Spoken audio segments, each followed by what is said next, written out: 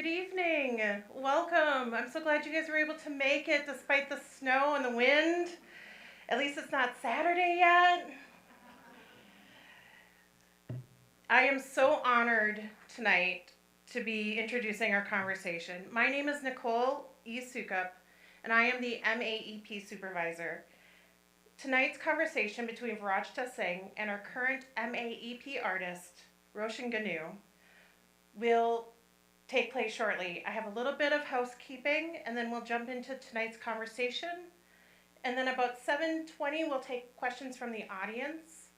And I ask that if you're going to ask a question, just wait until the mic comes to you because tonight's conversation is recorded. So with that, I'm going to ask real quickly for everyone to take a moment and make sure their phones are on silent. I don't know if anyone else has been getting the spam calls as of late at all hours. So thank you. I really appreciate that. And then tonight, after our conversation, I encourage you to go down the hall, and on the left-hand side will be the exhibition and in our US Bank Gallery. So if you have a moment and you would like to say hello to Roshan and see the show one more time, please join us in the US Bank Gallery after the conversation tonight.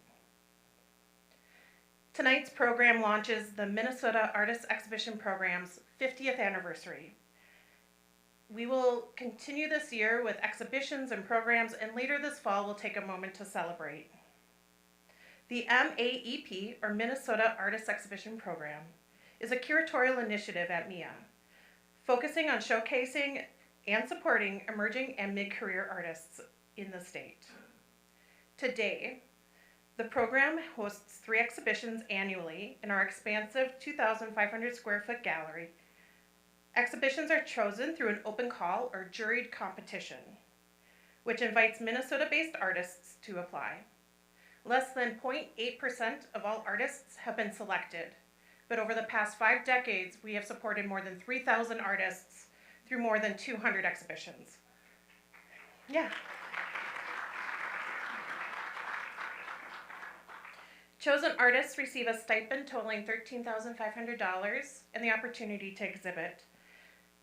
At every stage of the programming, we work closely with the artists to realize their dreams, their ideas, and bring them to life in new ways. If you're interested in learning more about the MAEP, our history, or applying to one of our open calls, please visit new.artsmia.org/MAEP.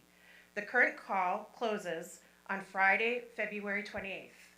I'll just say that one more time. The current call closes on Friday, February 28th, for anyone who's interested in applying. So, without further ado, it is my great honor and my great privilege to introduce the conversation between Varaja Singh and Roshan Ganu. Tonight's program accompanies Roshan's solo exhibition, The Night Blooming Jasmine, which will be on view through Sunday, February 23rd. The MAEP is generously supported by the RBC Wealth Management and with support from MIA's members. Without you and the artist communities, the program would not have made it to its 50th anniversary. So thank you. Varaja Singh is the museum's first Chief Diversity and Inclusion Officer, or CDIO. Prior to MIA, Varaja served in the Office of Equity and Diversity, first as Assistant Vice Provost, and since from 2019 to 2022, as the Associate Vice Provost. Originally trained as an architect, a field in which she has practiced and taught since 1992, both in India and in the US, Varaja has led MIA's diversity, inclusion, and accessibility initiatives and policies, with a particular focus on community outreach. Roshan Ganu is a multimedia artist from Goa, presently based in Minneapolis, and someone who I'm sure many of you are familiar with tonight. Her practice uses iterations of light, darkness, moving images, space, and time to explore the poignant states of our human condition. She has recently received the Jerome Hill Foundation Award. Yeah, go ahead.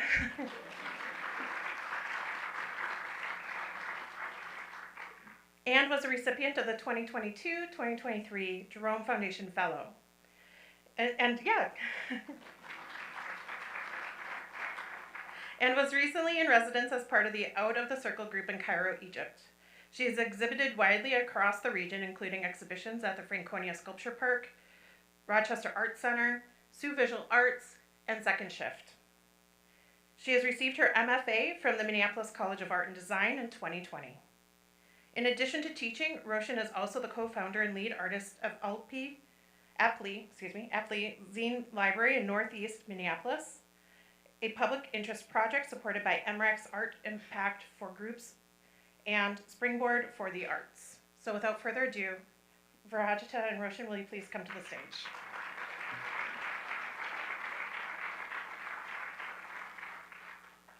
Okay. Thank you, Nicole, and welcome.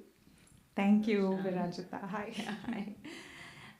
It's my honor to have this conversation. We met recently, actually. We were introduced thanks to Nicole. And it's been a pleasure to see your work and have this conversation. So I'm going to start with asking, I think you have a few slides too. I wanted to invite Roshan to tell us about the exhibition, because I'm assuming that some of you have not yet seen it. Perhaps you've seen it, but it would be great to hear from you about it. Yeah, thank you so much, Virajita, and thank you, Nicole, for that very generous introduction. So I think, actually, let me just ask, how many of you have seen the show? Okay, most of you. Yeah. So you will have some context to what I'm talking about. I want to start out by saying that this show is not one thing, it is many things at once. It is an approach that I have taken a long time to arrive towards, because over the years experimenting with video, and I started out with illustration and comics and mainly narrative, and then really found myself in video and with sculpture and painting, which I do consider all of this in service to video and narrative. So the show is not one thing, it is all things many things at once.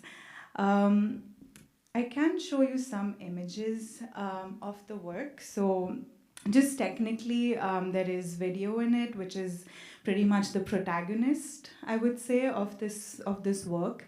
And it is combined with painting, cut paper paintings, and ceramic sculpture. The title of the show is Rat Rani, and it is based on a bush of Rat Rani. Rat Rani essentially means the night blooming jasmine, and Rat is night, and Rani is queen in Marathi. Which is my native language. And Rat Rani, the queen of the night, which is such a beautiful way to describe the night blooming jasmine, came to me one day when I was walking by my grandmom's house, and I was going to my car, and it was, twilight, and there was this fragrance that just was hanging in the air. And it just caught me off guard, and I started looking around and to look for where the smell was coming from. And it was coming from the Rat Rani, the night blooming jasmine. And I wondered how interesting this plant or this flower was, where so unassuming, so, quaint, so subtle, where, the only way you can find out about its presence was through its fragrance at night or at twilight. And I thought that was a really interesting metaphor for what this show was envisioned to be, which is an exploration of the night through the perspective of myself, and I identify as a woman. So through the perspective of a woman, thinking about it as a space that was always off limits, like, don't go out at night. It's for multiple reasons: morality, ethics, social norms, you name it. But just like the night blooming jasmine, you can walk into this space, and the night kind of illuminates itself to you. So that was the one of the seeds of this show, which was the Ratrani. Wonderful. You know, one of the things that strikes me, I actually, when I saw the words Ratrani for the first time, it actually, you can smell it. I mean, I have memories of smelling Ratrani, and so it's subtle, but it's also very heady. You know, it sort of reaches your, inundates your senses. But I think there is something about the connection to your grandmother too. You know, and the wall. For those of you who have seen the show, I think you talked about it's not one thing, many things and layers, but how you kind of use sculpture and imagery and all of that to evoke memories as well as whole environments, you know. And in the show, you adeptly use all of those possibilities. So tell us a little bit about sort of why creating these environments was important, because there's almost different moments and environments being created there. Yeah. I feel like whenever I'd like to start with this one show I saw at the Metropolitan Museum of Art. It was called Tree and Serpent. I don't know if any of you have seen the show, but it was brought to the Met by partially by the Reliance Foundation, which is one of the big foundations in the country, run by a very powerful family. But what I found interesting in that show was that there was a lot of context given. The show was about the origin of Buddhist like sculptures and the Buddhist imagery in India, almost the origin of Buddhism in India visually. And this show, like, you know how normally, also speaking in the context of museums, since we're sitting in one, there are these objects that have titles and dates, and that's pretty much it. This was one of the first shows that I saw that where there was immense context given to the sculptures, not just visual context, but also geographical, political at the time, religious, spiritual. There was a lot of context given to the show, and then subsequently to the work as well, which I thought was very interesting. It made the work come alive in a way that not many, museum shows have done. But that is something that really stuck with me, that, giving how much context do I give? I also don't want to, over-explain myself, etc. So when I was imagining this show, I knew deep inside that I wanted to include a lot of I wanted it to be like a story, like someone is walking through a book, and not just a visual book, but an experiential book, because that is what really brings the objects and the concepts alive.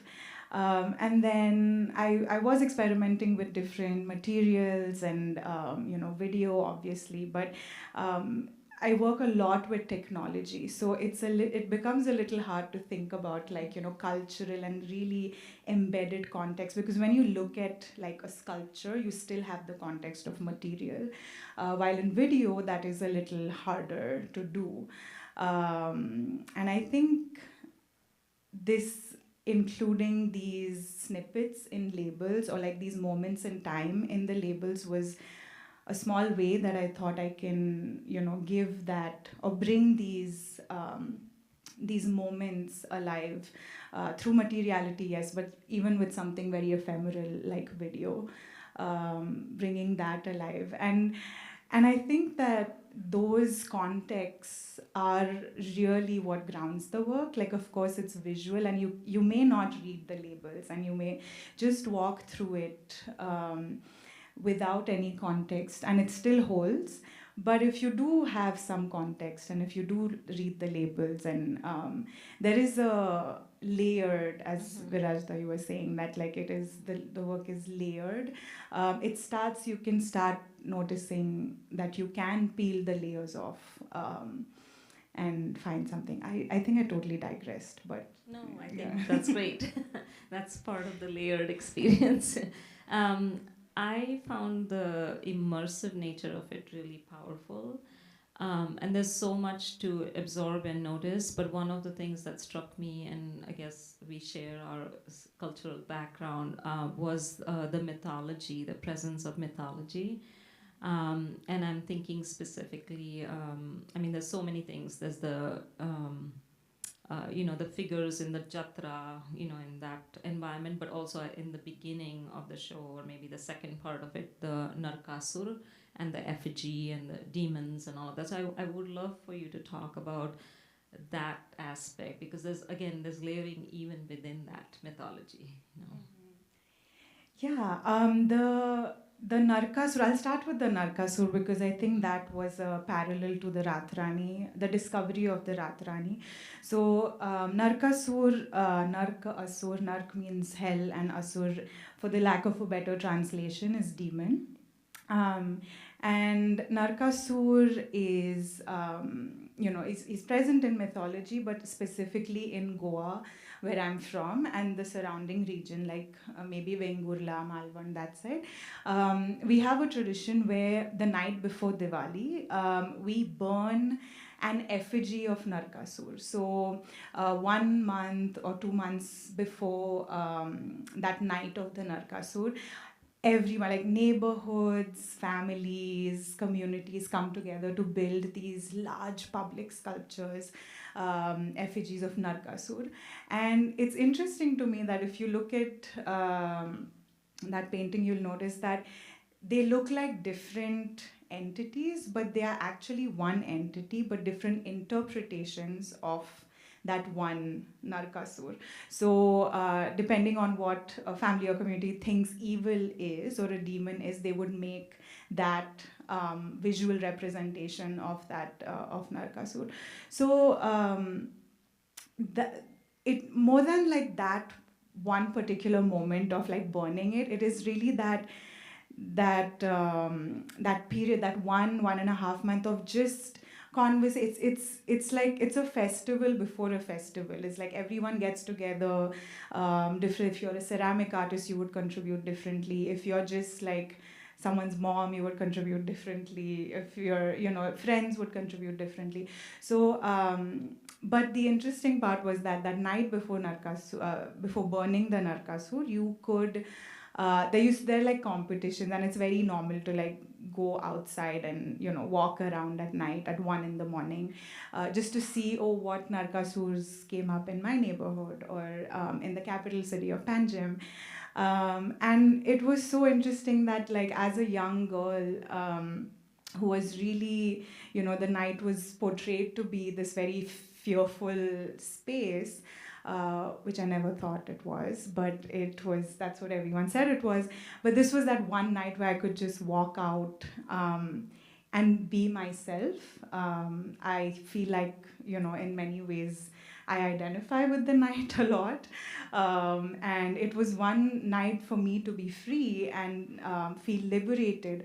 And what an irony that this demon is responsible for my liberation.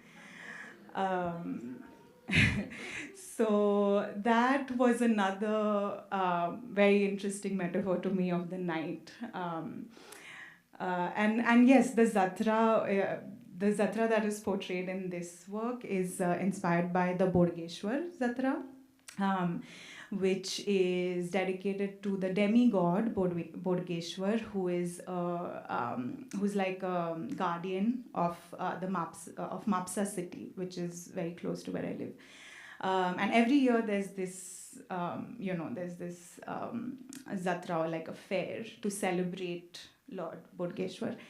And the fair, just the fair is such a fascinating place at night. Like, there are people from all over. There's an obscurity. There are lights. There's it's cacophonous. If you're there, I was just there in India a few weeks ago, and I was lucky to. I was lucky that it was Bodhgeshwar Jatra was on at that time, and if you saw my Instagram stories, there you can see that cacophony and that anonymity that comes with being a steel utensil seller, or just someone selling like plastic fans or toys, or even if you sit on like the giant wheel and you look around, and it's not earthly, it's beautiful.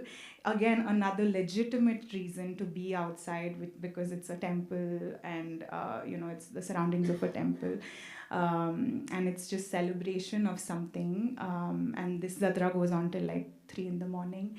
So yeah, just kind of like exploring these moments of liberation at night, which in itself I feel like is it's ironic. Yeah, that's beautiful. I think, I was also surprised by the paradox, because not everybody takes Narakasura as a liberator, It's kind of paradoxical, but it's so potent too that, we are socialized into these norms, and sort of, especially as women, in that cultural context, and thinking that yes, there are those festivals, and specifically this one I'm also familiar, and maybe others are as well. The worship of the goddess, Garba, a festival sort of of 9 days, where people go out and do these dances and all of that, celebrating that festival, and that's when the night is suddenly transformative, and different parts of India have those. So that's kind of interesting. But I also think then there's this alter ego of some sort, like a being that shows up in your thing, and I think she's called O. And so she shows up, she's here in this image, but then you can also see her in one of the scenes floating, as well, and or on, performing a dance. Exactly. So tell us about O.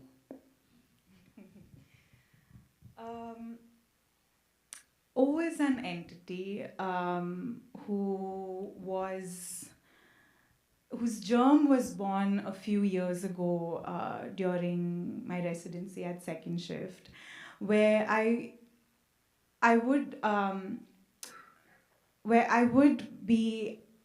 interested in this obscure other of yourself, right? Like what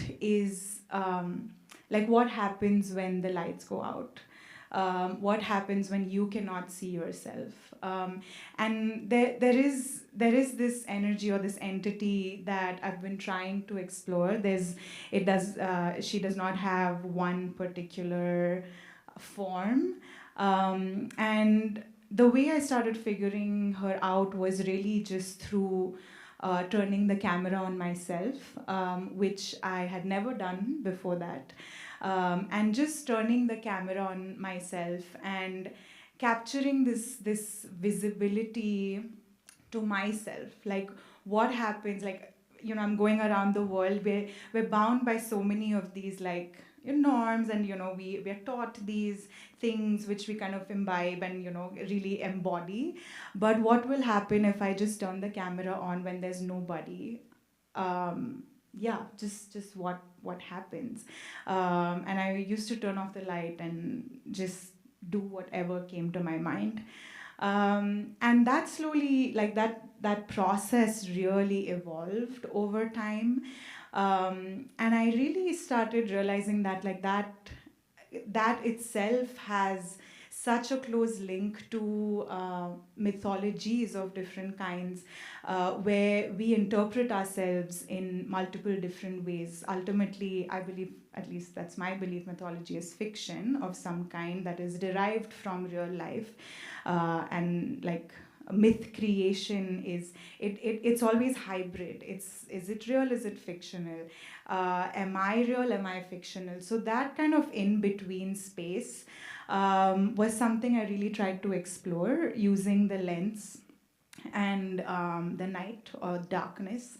And that is how all of these different entities kind of first started coming about.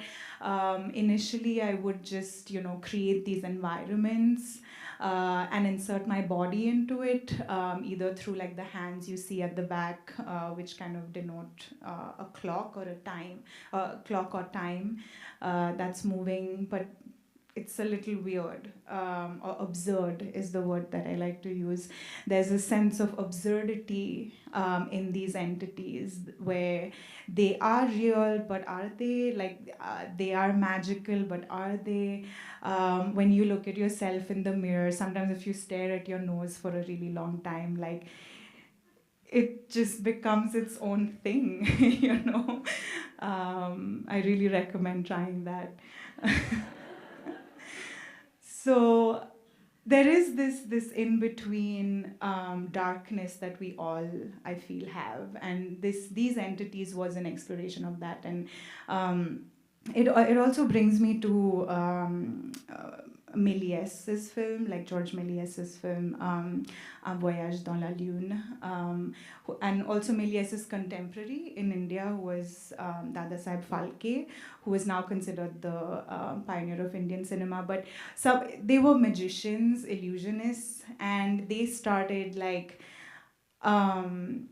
taking mythology or taking like real things and then fictionalizing them and then bringing fiction back into reality when it interacts with the audience. So that kind of really, that myth making was really the idea behind these entities and using my body in space. And I think it's really that myth making and fictionalizing also somehow presents itself when you see the moon show up. There is the face of the moon, and I think it shows up almost everywhere. So if you want to, right, exactly, very powerful. First, it looks like an asteroid coming towards us, and then it turns into, and you realize it's the moon. So tell us about that. Like, why the moon? So this was in one of my first films, which was called Sandoba, A Trip into the Moon, which was inspired by, again, Méliès's film, Un Voyage dans la Lune. Before becoming an artist, I was a French professor and linguist and everything. And I learned a lot. I feel like I came to the arts through French. And when I was living in that world between France and India, and like just being exposed to a lot of French art and literature and cinema, Méliès's Moon really stayed with me. And there's, I don't know if anyone has read Salman Rushdie's recent meditation on this attempt on his life. The book is called Knife, and where he also kind of, he talks about Méliès's moon as a character that appeared the night before he was going to be stabbed, unfortunately. And there's just, I feel like that really left an impression on me, thinking about this moon phase. Growing up in a Marathi household, grew up listening. So Chandoba means dear moon. And there's a children's poem called Chandoba Chandoba Bhaglas ka, निंबोणीच्या झाडामागे लपलास का. So, dear moon, have you run away? So there's this child kind of talking about the new moon night, so the no moon night, the moon is not in the sky, and this child is really wondering, like, hey moon, where did you go, etc., etc. So this video was based on that, and since then I was just thinking about how like in this particular video it was about the no moon night and that longing that this child has towards like not seeing the moon. So hey moon, like it's just there, like the moon is always just there, the sun is always just there, and then this one night the moon is not there, and there's like this emptiness and this longing that this child is kind of sweetly talking about in the in his poem, but in that poem. But like in that moment, it was a really good metaphor for the longing that I was feeling at the time. It was 2020, and everything was pretty crazy. And could not go back home for 3 years, etc. So the moon kind of became a metaphor for that longing, where the moon is in the sky, it appears and reappears every time, but like there's this one night it's not there. So that's how it started, and then it became a visual language that people started identifying with in my work, where the moon was just a presence that just kept appearing and reappearing, kind of like mythology.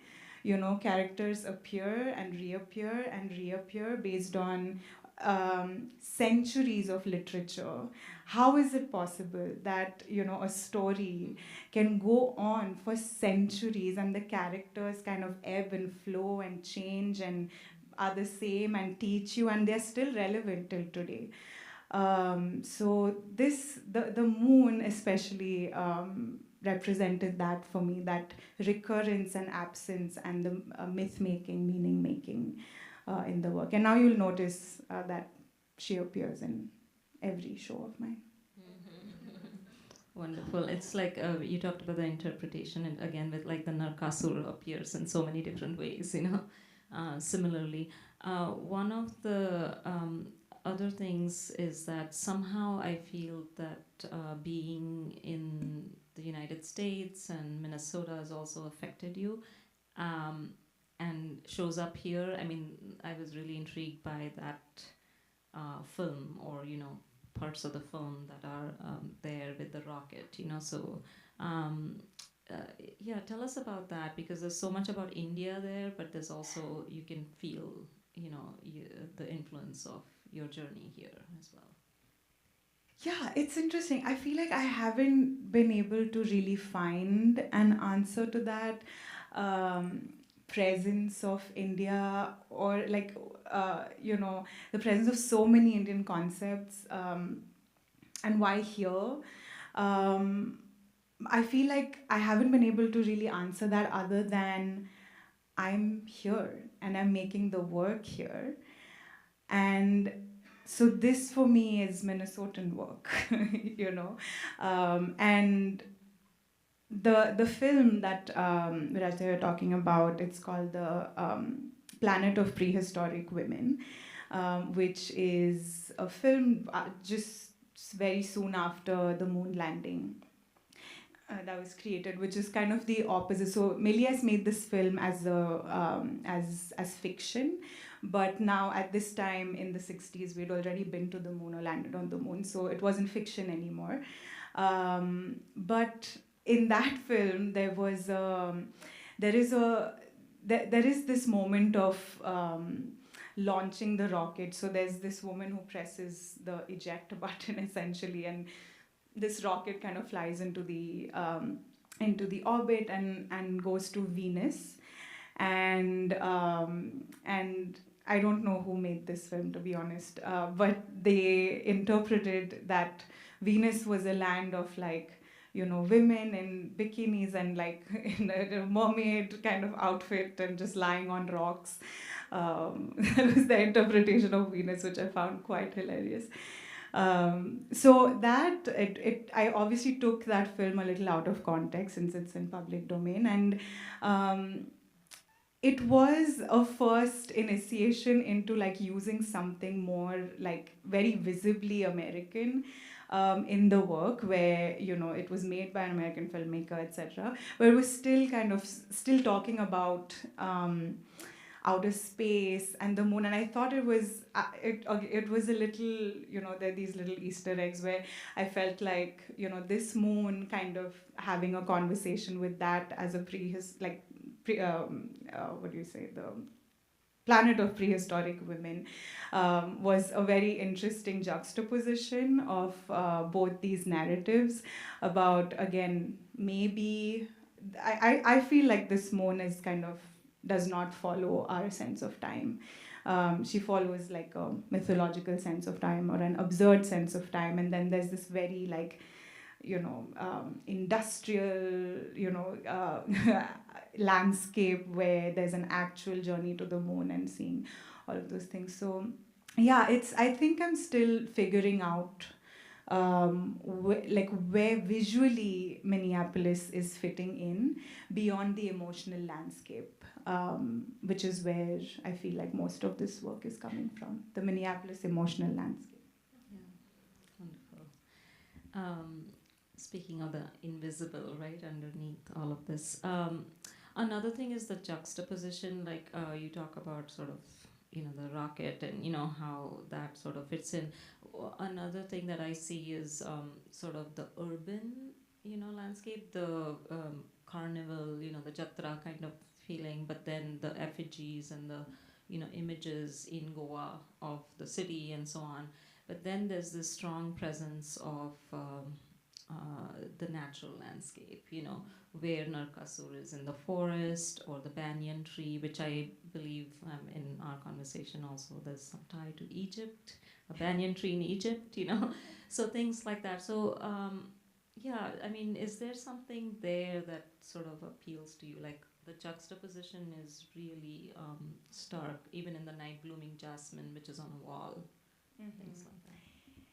Yeah, I do think of myself as a place-based artist. So, there are artists who can maybe make work about Goa, but they've never been to Goa, or never been to Chicago, but they can make work about that. I find it very hard to do that, and I think for me that is a strength for me, where I feel like I really soak in a place, and which is then reflected in the work. And that kind of juxtaposition, like even let's just even say like seeing leaves in the US Bank Gallery when it's really black and white outside, that invisible, I think that invisibility, I mean, I'm going to stick with the leaves example. I think I make so many leaves and work with green so much because of the lack of it here. So I crave those leaves, so I make them. Maybe if I go to Goa, maybe I'll be making naked trees. It's messed up, but it's that's how it is. So yeah, so even like all of this, I did take this opportunity, the MAEP opportunity, to really, because I realize I'm talking about Goa a lot, but a lot of the work is not being done there. A lot of the work is being made from memory. So I allowed myself 3 months to just soak in Goa in the monsoons. So if you go in there and you feel like, this, it feels like, I don't know, whatever, it feels tropical, or just like an absurd tropical, or like just there's a lot of green and leaves. It's because a lot of this work was made during the Goan monsoons of 2024, including the pressing, the sculptures, even the leaves on the sculptures, all of them were pressed using actual leaves from the backyard of the studio where I was working in. The soundscapes a lot of them are from there. So this place-based nature of the work, I think, brings out what may seem invisible, but it's actually very visible while I'm making the work. So, thank you for that. I'm going to transition in a minute to the audience for questions so that we have enough time if you have more questions. But I will say that, especially in this time where there's so much happening in the world and, you're questioning what is real, what is not, what is coming. So there's something really powerful about your work that both puts you in a very specific context and a place in different ways, but also makes you question everything and ask, like, what if this is real? What is interpreted? And it's been a really amazing experience to have, and you know, I'm just delighted with that. So I may come back and ask questions, but first I wanted to make sure that we have enough time for the audience to ask questions. Just beyond the slides, are we going to see more of this, your presentation, or see your work? Yeah, so actually after the talk, if you want to walk down the hallway, the show is currently on view. Okay. It'll be around till February 23rd. Very good, thank you. Yeah, and I think we'll have time to be in the galleries after 7:30. First want to thank you for what you have brought us, because I had catharsis in the gallery this afternoon, especially with what's going on right now, and that you both are representing DEI very strongly tonight. So thank you for that. Thank you. What brought you to, besides all the available technology and stuff and the storytelling, was there something else that brought you to using video the way you do? Because it's like quilting, it's like storytelling, it's sculptural, it's immersive, it's also, you put so much in there, like there's alienation and then there's coming together with what you're showing. It's amazing. Thank you. I think my transition from static to video really came from a place of lack that I felt in 2D, 3D, in materials, and I initially started by animating, which was the initiation into video for me. But when I actually started making these extremely heavily layered quilts or moving images, I realized that after talking to a lot of artists and doing studio visits, I'm thinking like a painter, I'm thinking like a performance artist, I'm thinking like a sculptor, I'm thinking in many different ways other than a video artist. So my approach to video making is coming from many things, not one thing. So maybe that's why, like in this space, a performance artist can find a connect with it, a quilt maker can find connect with it, a sculptor, painter, illustrator. There are many different approaches that go into creating these very heavily layered moving images. So maybe that's, I don't know if that kind of answers the question, but yeah.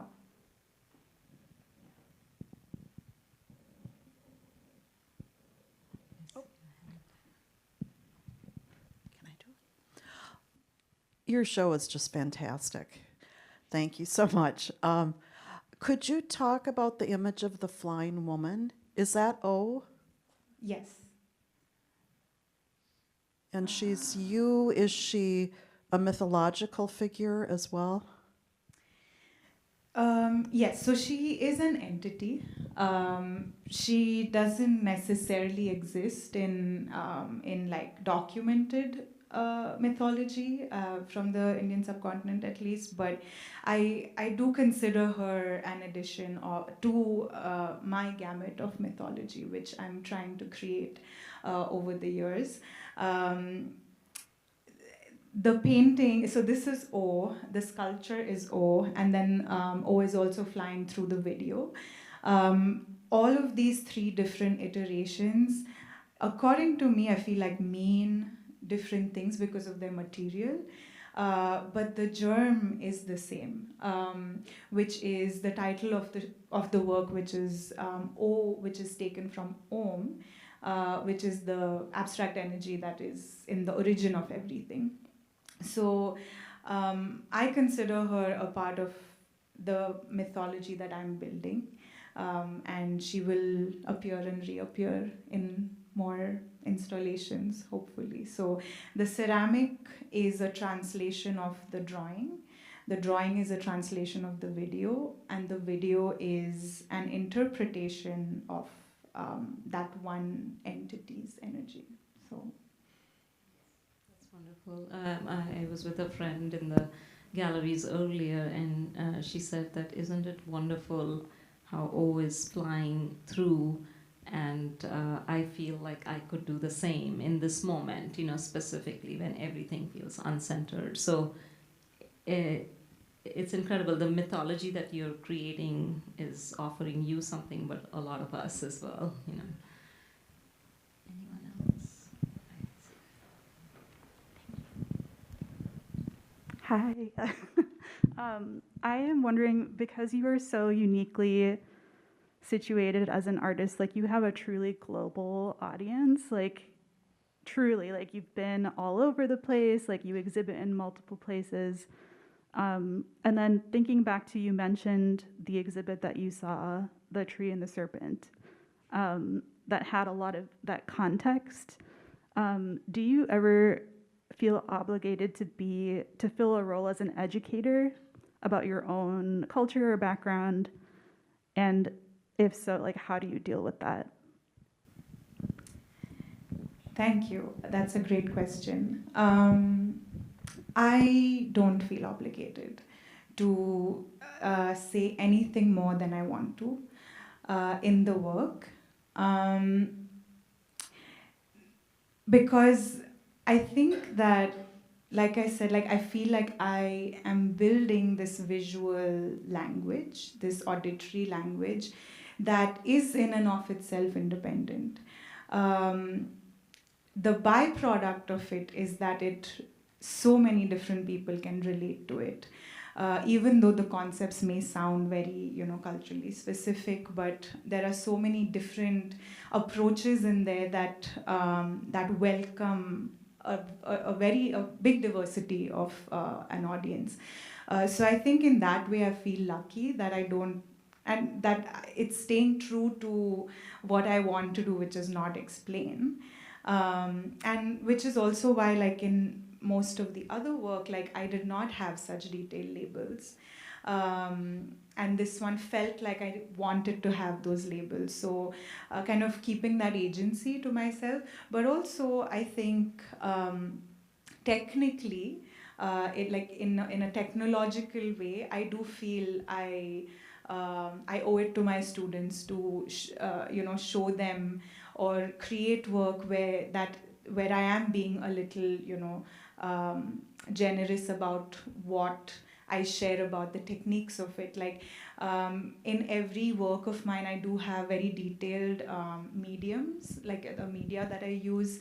I teach digital video, and I teach foundations, drawing, and things like that. So in that sense, I do feel I feel very happy sharing ways and things in the work and in the labels, but not culturally. I can speak to that because when I first experienced it, I didn't feel it was didactic or telling you what something is, but immersive. Like you just had to experience, and then it piques your curiosity about what is this, and what can it be. Even with the familiar culture, some things are culturally familiar to me, but even then, it's sort of the way it's presented is immersive and sort of increasing your curiosity about it. And actually, I don't know, really pushing you to your right brain immediately. Like, you can make sense of it just in terms of like a logic, So, other questions?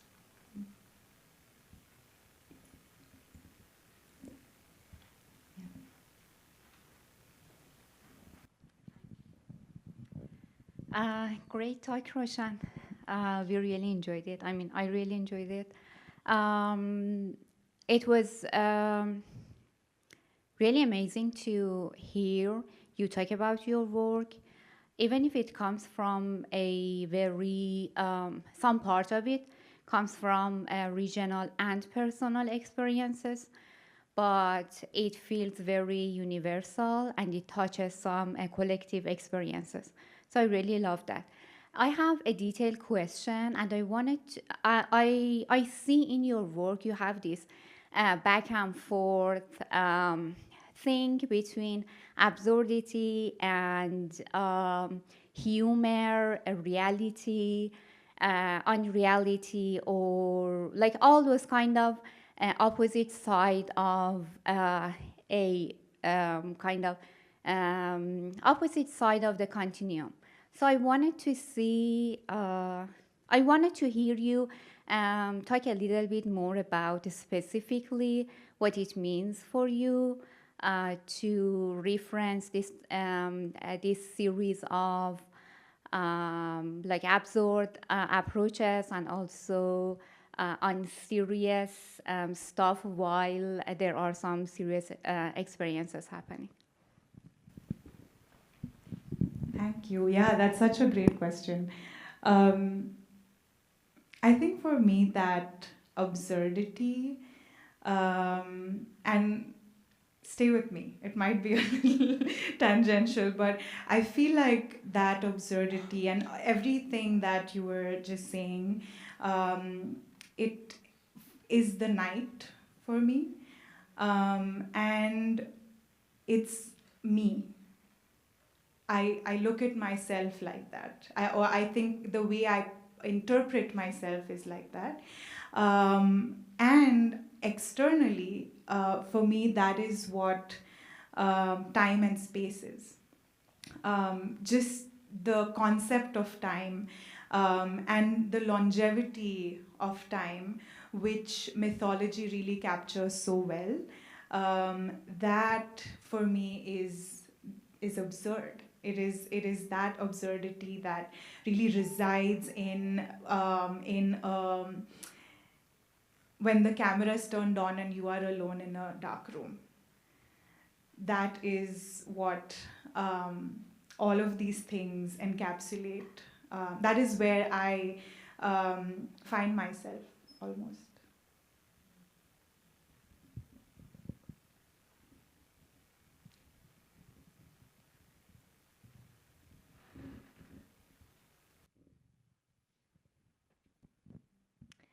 Hi, Roshan, great talk. I have a question about how you decide how you're going to install things. Like, do you spend a long time at the space? Do you make sure that you're gonna have a lot of time to move things around? Do you make a digital map? Do you make a map in your mind? Like, how does that work? Thank you. Yeah, I feel like I always my approach to this question is like I think like an actor who is preparing for a role, and the amount of research that goes into that role too. Like when the camera turns on and the acting happens, that is literally the last step. It's the leading up to that is the real work. I mean, not real work, but it's a big part of the work. So an installation for me is that acting moment where I'm making decisions in space, the decision making using these different elements, entities, media, video, concepts, time, space, all of these things are now characters, and it's my time to play. So that's kind of the prep. The prep for the installation is really the intense process, and then the 3 weeks of installation, or that's if I'm lucky. Sometimes it's like one night of installation time. So yeah, so those moments are premeditated through a lot of other different preps and processes that lead up to that moment of installation. Maybe I'll ask a follow-up to that, and maybe Nicole has some pieces of that too, which is like, so you imagined it, you created it in your mind and as the actor, and then you are in that space. how much of it changes and evolves? Or does it, what we see now is pretty close to what you had imagined as an actor? It's interesting because the process is not really that visual. It is more the state of mind that is being built. It's the study that is being done, but it evolves. It evolves a lot. I think even the building of the videos is like building an installation for me, because each element in the video is like an object. Thinking about it as, again, building a painting or a very intricate sculpture or a quilt, or like it is so layered. Like even there is decision making in why is this even slightly to the left and not to the right. And the same thing with the installation as well, where I may have imagined it in such a way, but until I go into the space and actually get a feel of what the space is. Like in this work, light was such an important element above and beyond all the physical and video elements. Like and Nicole can attest to that. Like every single source of light and where it's falling and what angle it's falling at and how much area it's covering and why it's doing that, like all of those things matter in that final decision making, which is really something I cannot do in advance. Yeah, so actually the art making really finishes in the space, right? When the audience sees it. Yes, that's right. Yeah, wonderful. Any other questions?